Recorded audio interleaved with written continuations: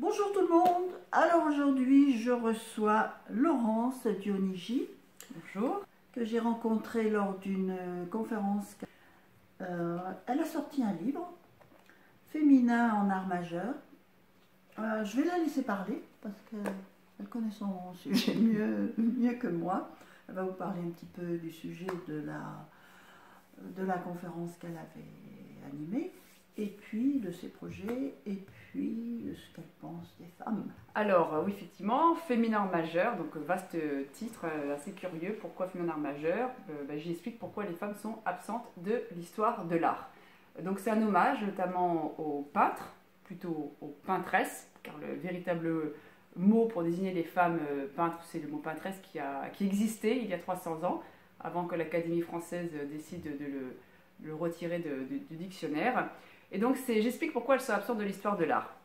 Alors, pour faire un résumé donc rapide, depuis l'Antiquité à nos jours, on ne va pas non plus rester trop longtemps là-dessus, eh bien, il faut faire un parallèle entre l'éducation de ces dames et donc leur intrusion dans la vie économique, sociale et politique. Avant, elles étaient peu éduquées, peu instruites, et petit à petit, ça s'est fait au fil des siècles. Et en même temps, bien sûr, les femmes qui voulaient devenir peintres ou sculptrices, ou ça donnait à d'autres métiers comme les sciences ou même la musique, eh bien ça s'est fait au fil de l'eau en même temps que leur éducation et leur insertion dans la vie économique. Donc il faut savoir que les femmes au départ ne pouvaient pas peindre ce qu'elles voulaient. C'était souvent des femmes filles d'artistes, de peintres, donc un père qui enseignait la peinture, la sculpture. Elles n'avaient pas le droit d'avoir un atelier, elles n'avaient pas le droit de signer leur propre peinture. Là, nous sommes au temps du Moyen-Âge, on va dire jusqu'à la Renaissance. Avant cela, il existait bien sûr des femmes peintres. On l'a vu grâce à Pline l'Ancien, qui décrivait dans ses écrits, Diboutade par exemple pour la citer, donc en tant qu'une peintresse. Donc c'est un métier qui a toujours existé chez ces dames-là. Alors qu'est-ce qui s'est passé? C'est que bon, bien sûr, il y a eu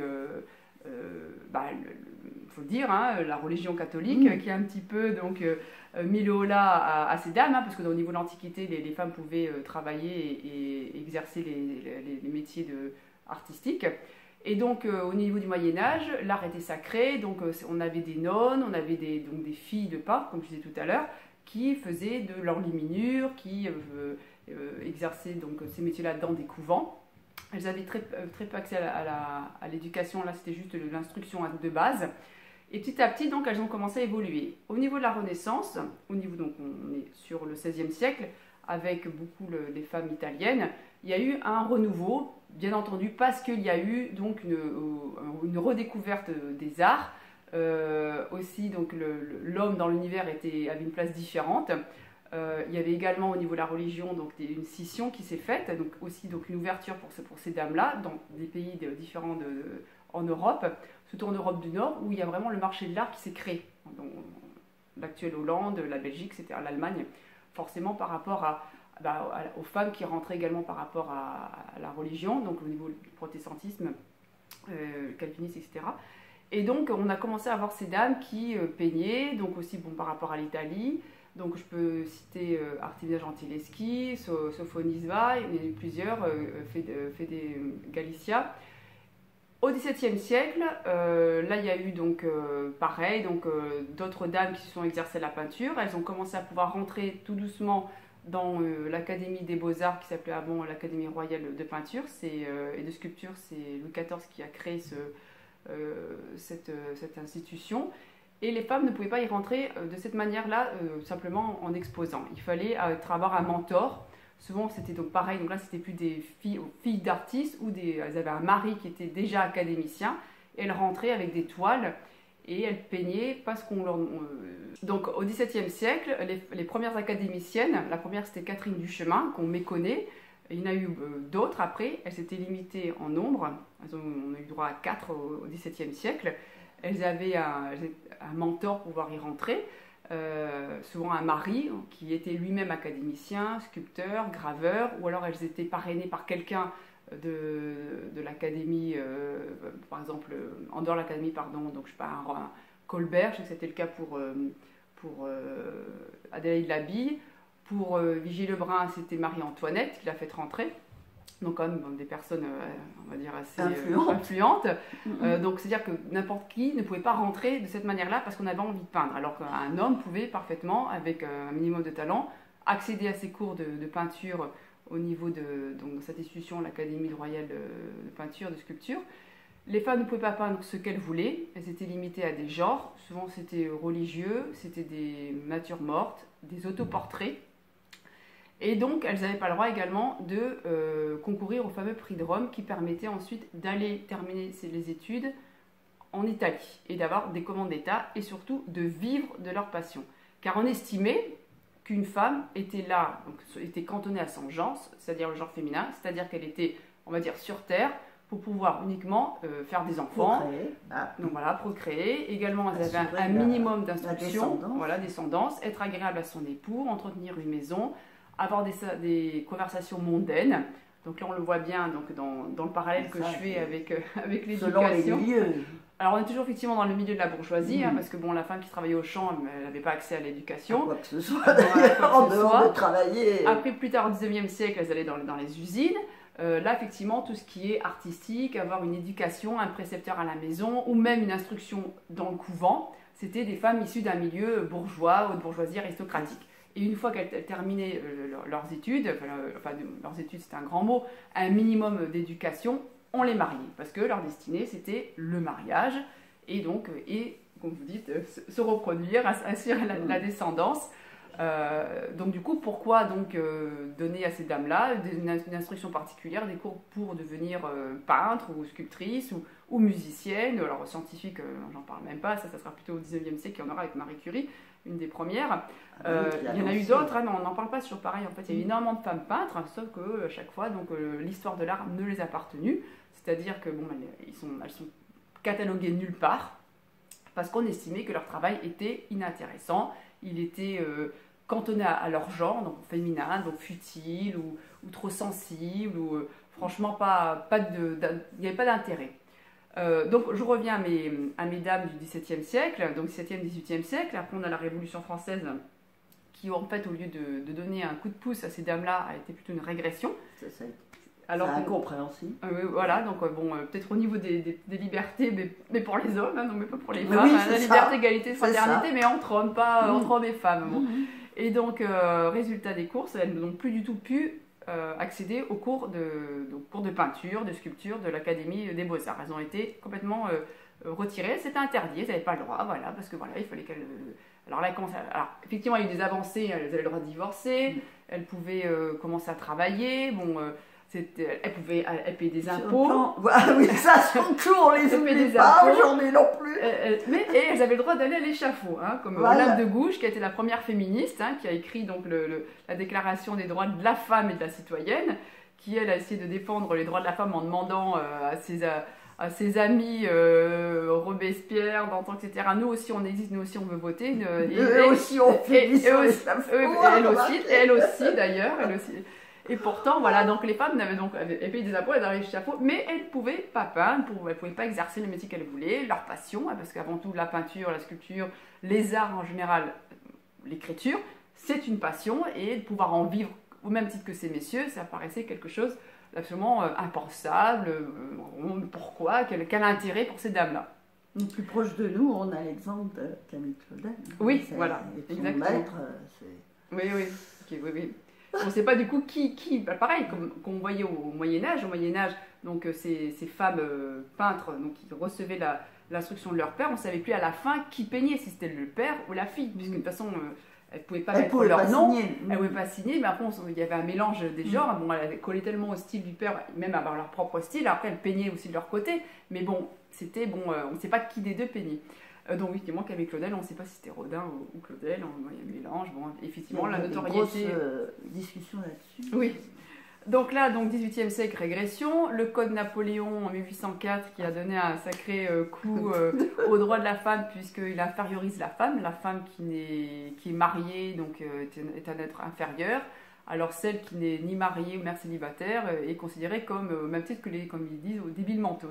C'est assez sympathique de la part de notre ami Napoléon. Je suis sûre que vous avez, il y a certainement des blogueurs fans de Napoléon, mais il avait un côté très machiste, hein, Napoléon. Bon.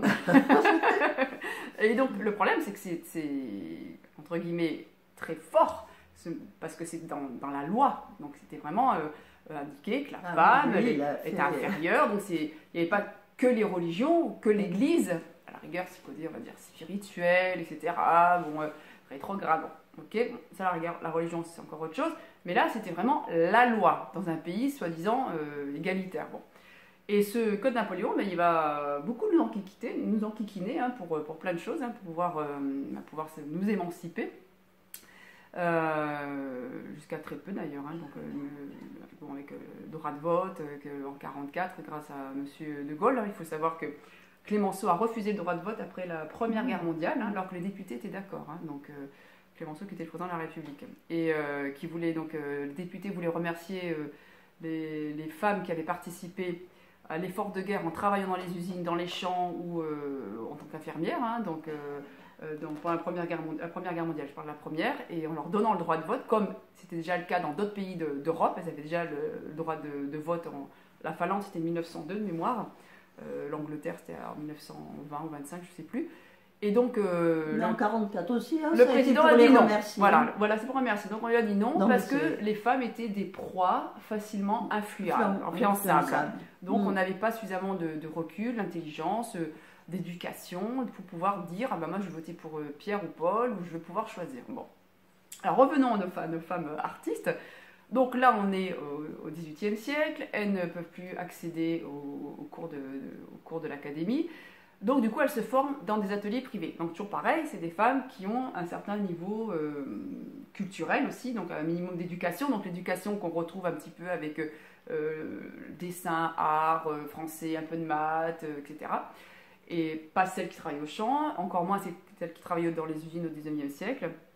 Et donc, elles se forment à côté. Il aurait fallu qu'elles aient le temps aussi, parce que des femmes elles ne travaillaient pas 7 heures par jour. Hein, non, mais en fait, elles avaient, soit c'était parce qu'elles étaient de familles nobles, donc il y avait un héritage. Vous avez un mari qui acceptait que leur femme puisse peindre, parce que lui-même était dedans. En fait, souvent, c'était des épouses. Hein, c'est ça. Il y avait une compréhension entre les épouses. C'était un peu des milieux avant-gardistes, hein, intellectuellement un peu en avance par rapport à la société, le reste de la société. Là, on arrive au XIXe siècle, et au XIXe siècle, donc avec la révolution industrielle, donc elles sont vraiment rentrées dans la société par ce biais-là. Surtout dans le monde du travail. Dans le monde du travail. Donc du coup, il y a eu plus de revendications avec les premières suffragettes fin 19e, et il y a eu de plus en plus d'ateliers et de plus en plus de femmes qui vivaient de leur métier. Alors, c'était des femmes qui étaient des copistes. Elles copiaient beaucoup justement de tableaux religieux ou de tableaux pour les mairies, des Mariannes, des tableaux pour orner toutes ces administrations. Et elles se vivaient ensemble. Alors, il y a beaucoup d'étrangères qui venaient parce que Paris, c'était la place, the place to be, comme on dirait maintenant de nos jours, l'endroit où il fallait être pour apprendre l'art. C'était vraiment le lieu culturel qui rayonnait en Europe. Après, ça s'est déplacé à New York, après la Deuxième Guerre mondiale. Donc là, tout le monde venait à Paris, beaucoup d'étrangères, des Russes, des Anglaises, des Italiennes. Elles vivaient ensemble, qui est absolument extraordinaire. Elles vivaient ensemble, alors que normalement, une femme, une fois qu'elle avait fini ses études, elle était destinée au mariage, hein, comme on disait. Là, elles n'avaient pas envie, elles sortaient ensemble, elles voyageaient ensemble, et elles peignaient. Et alors, ce qui a aussi beaucoup aidé les femmes, c'est le mouvement impressionniste, où justement, les chevalets, enfin, ces dames prenaient leur chevalet sous le bras. Les palettes qui étaient plus en huile, enfin des petits ramequins, c'était des tubes, donc du coup c'était plus pratique, et elle les allait peindre. Puis la peinture a changé, on casse les normes académiques qui étaient plus de la mythologie, des scènes de genre, des scènes mythiques, là c'était je peins le paysage, la lumière, je m'intéresse au quotidien de l'un, de l'autre. Donc on voyait ces dames on les voyait dehors avec toutes bien chapeautés avec leur corset. Donc là on est fin 19e siècle, et certaines ont commencé à en vivre, pas très bien, hein, mais sans forcément être mariées, sans forcément avoir de l'argent par héritage. Alors elles faisaient la muse, hein, donc modèle, et en même temps elles peignaient, donc elles exposaient, elles vivaient un petit peu de leur art.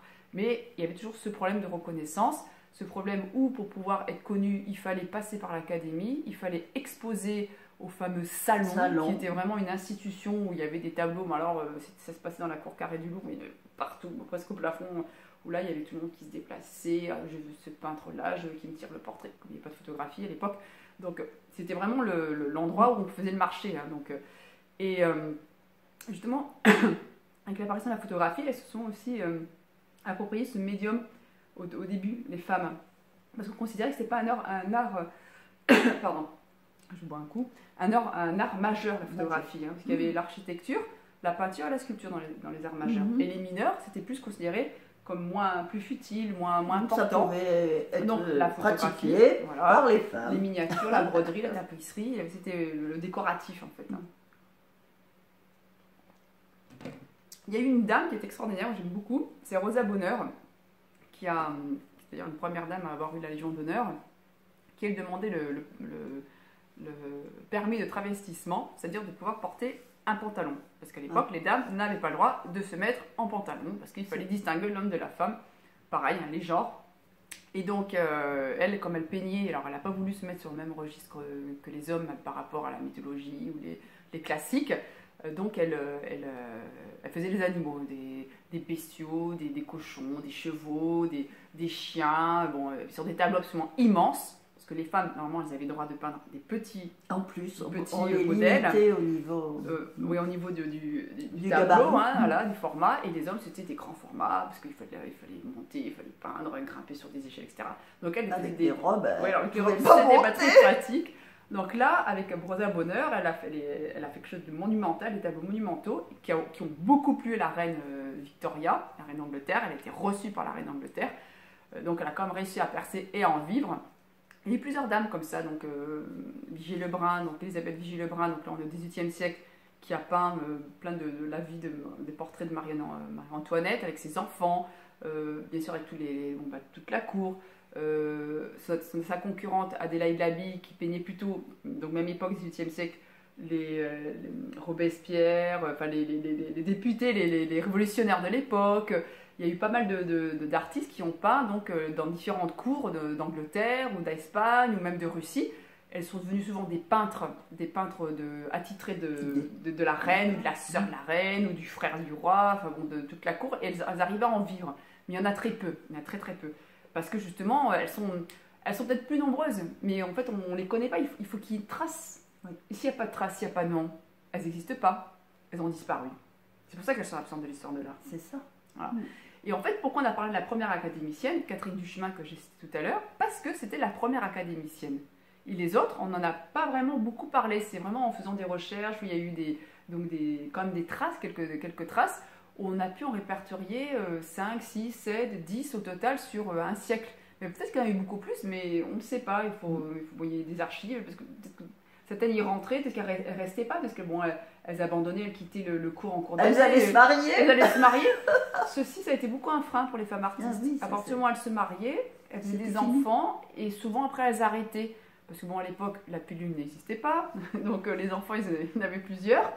Donc il fallait s'occuper de toute la marmaille, et elles ne peignaient pas, elles arrêtaient de peindre. Souvent, elles arrêtaient après 2, 3 ou 4 grossesses. En plus, elles mouraient jeunes, donc c'était des carrières assez courtes pour certaines. Donc 19e siècle, en 1897, l'Académie des Beaux-Arts s'ouvre enfin aux femmes. Donc ça, c'est un grand pas, on est presque au 19e siècle. Donc elles peuvent à nouveau rentrer dans ces écoles-là. Cette fois-ci, elles ont le droit de concourir au prix de Rome. Certaines l'ont décroché, donc début XXe siècle. Comme elles se sont formées au préalable dans des académies privées, elles ont pu aussi s'exercer au nu. Elles n'avaient pas le droit de peindre des nus. Donc du coup, c'est pour ça que tous les cours qu'elles ont pu avoir, même à l'école, parce qu'après il y a aussi l'école obligatoire, ça a beaucoup joué aussi, le fait qu'elles aient un enseignement, donc il y a des revendications, une éducation, se rendre compte qu'on vaut autant qu'un homme, donc il y a eu tout ce travail-là. Donc le nu, pour revenir à là, donc elles ont commencé à peindre, et du coup elles se sont mises sur le même plan d'égalité que les hommes. Donc au 19e, au 20e siècle, il y a eu toutes des années folles, donc on retrouve beaucoup de la peinture de leur quotidien. Alors c'est pour ça qu'on peut se poser la question, est-ce qu'il y a un art masculin, un art féminin? Donc, parce que bon, forcément, l'époque, peut-être qu'on reconnaissait plus une peinture dite féminine, parce que c'était des peintures, des autoportraits déjà, parce que, comme je le disais, elles n'avaient pas le droit de faire des bustes en entier. C'était souvent des autoportraits ou des portraits des enfants, des portraits de leur quotidien avec un berceau ou des déjeuners, beaucoup de fleurs, de nature morte, etc. Donc il y avait peut-être des couleurs très claires, des pastels. Peut-être on pouvait effectivement reconnaître une peinture faite par une peintresse plus que par un peintre. Bon, après, heureusement, ça c'est, même encore de nos jours, on voit une peinture, on ne sait pas si c'est un homme ou une femme, on est absolument incapable de le dire, et heureusement d'ailleurs. Au début du XXe siècle, donc il y avait quand même, je pense à Tamara Lampica, qui décrit un petit peu la bourgeoisie à travers son cubisme, donc ces peintures un peu particulières, androgynes, donc il y avait aussi ce côté-là, parce qu'on voit bien les années folles de cette époque-là. Il y a eu tout un courant comme ça de peintres. La Deuxième Guerre mondiale a fait fuir pas mal d'artistes. Et donc l'art s'est déplacé à New York. Et là, il y a eu une perte de vitesse par rapport à Paris. Et donc après, on peut rapidement débouler sur les années 70, où il y a eu la peinture féminine, dans le sens où c'est l'art corporel, où le corps devient œuvre, où les femmes se servent de leur corps comme support d'art et également de revendication. C'est-à-dire qu'elles revendiquent leurs conditions de femmes en disant non, on en a marre, on n'est pas qu'un corps, on n'est pas que dans les musées nus sur des tableaux, mais on veut être aussi dans les musées en tant que peintre, et aussi dénoncer la société, les préjugés, voilà, toi tu es une femme, tu fais des enfants, etc., etc. Donc on est en plein les 70, 60, 70 jusqu'à 80. Et même encore de nos jours, il y a des artistes qui continuent dans ce sens-là. Je pense à Orlan qui travaille sur son corps, qui transforme son corps, qui est aussi une manière de revendiquer son côté féminin, en disant voilà, je me montre, je m'expose, et puis on décrit aussi les dérives. Il y a une dame qui s'appelle Johanna Vasconcelos, qui elle a fait il y a 2-3 ans, à Versailles, elle a exposé des escarpins géants. Alors on voit deux grands escarpins, donc c'est des femmes qui ont des escarpins argentés, on se demande un peu ce que c'est, et quand on s'approche, on voit que ce sont des couvercles et des casseroles. Donc ça veut dire que la femme, on la cantonne à son rôle de cuisinière, de ménagère. Elle a fait aussi quelque chose d'extraordinaire, j'en ai pas parlé pour la conférence, je ne me rappelle plus, c'était un lustre immense, un peu qu'on retrouve à Versailles, quelque chose d'extraordinaire, et quand on s'approche, ce sont des tampax. Ah, ça, je ne l'ai pas. Des tampax, ils sont accrochés par la ficelle, les tampax. Alors, parce que c'est le côté peut-être un peu dérangeant, voilà, donc voilà, c'est la femme, voilà, donc comme quoi il y a le côté c'est joli, c'est artistique, mais quand on regarde bien, voilà, ce côté féminin, c'est limite. Voilà, c'est assez rigolo.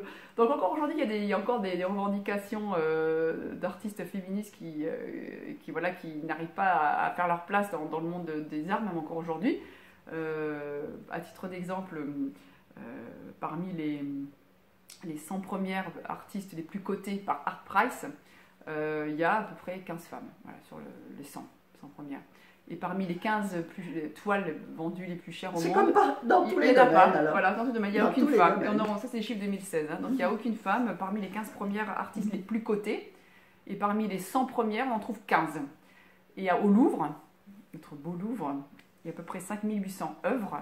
Et sur 5800 œuvres, il n'y a que 42 toiles. 42 toiles peintes par des femmes. Un chiffre qui m'avait... 42 toiles, et ces 42 toiles, elles ne sont pas 42 artistes, ce sont 28 peintresses. Donc il n'y a que 28 peintresses exposées au Louvre en 2016. Donc cherchez l'erreur. Voilà. Extraordinaire. Alors il y a eu quand même quelques... On est plus nombreuses et on est... Alors oui, parce que quand on regarde bien dans toutes les écoles d'art, généralement il y a plus de femmes que d'hommes, de jeunes filles que de jeunes garçons. Or, à la fin quand ils finissent leurs études, ils ont des projets à rendre en fin d'études, eh bien, il y a des fonds de l'État qui sont alloués pour la promotion de jeunes artistes. Et généralement, on choisit des artistes, des hommes. Voilà. Donc, alors on se demande, on se dit, est-ce qu'il y a encore en 2018, non, c'est en 2018 depuis quelques jours, est-ce qu'il y a encore en 2018 un art au masculin ou un art au féminin, puisqu'encore de nos jours, on choisit plus un artiste masculin qu'une artiste féminine. Donc on se demande, est-ce que, du coup la question, est-ce que du coup le regard sur une toile est-ce qu'elle est le même si on voit une toile? Est-ce que si on dit, ah, ben, cette toile elle est magnifique, elle me plaît, je la prends, ah c'est une femme, ah, peut-être que ça sera moins vendeur, peut-être que du coup j'en achète une, peut-être pas, je vais peut-être pas investir sur cette personne-là, parce que peut-être qu'après elle va s'arrêter si elle fait des enfants, ou peut-être parce que, je ne sais pas. Il y a de nos jours, moi je trouve qu'il y a encore un frein, il y a toujours un regard qui n'est pas le même sur une œuvre que si elle est faite par un homme ou sur une femme. Pareil pour les sculptures, enfin, dans tous les domaines. Ce qui serait intéressant, c'est de savoir dans les galeries privées. Oui. Le ressenti. Dire de la femme dans l'art. On va clôturer ce sujet-là et on va présenter vos projets et ce petit livre. Alors, ça c'est le dernier né. Là, c'est Yanupilou n'aime pas son beau-père. Donc, c'est un petit garçon qui ne veut pas partager l'amour de sa mère depuis qu'il y a un compagnon dans la vie de cette dernière. Alors, il va lui rendre la vie impossible. Il va tout faire pour que... Comme dans la réalité. Comme dans la réalité. Alors, voilà. Alors, le petit garçon, vous voyez là, bah, c'est mon fils. Hein, voilà, c'est lui. Et celui qui l'a croqué, c'est mon neveu. C'est mon illustrateur préféré. Et donc, il y a toute une petite série. Le texte est en écriture pour les enfants dyslexiques. Bien sûr, tout le monde peut le lire. Hein, ça facilite la lecture pour les dyslexiques. Il y a toute une série, donc Yanupilou n'aime pas le nouveau travail de maman, n'aime pas les religions, n'aime pas la mort, n'aime pas se laver, etc., etc. Très intéressant. Et les fonds sont reversés à l'UNESCO 06.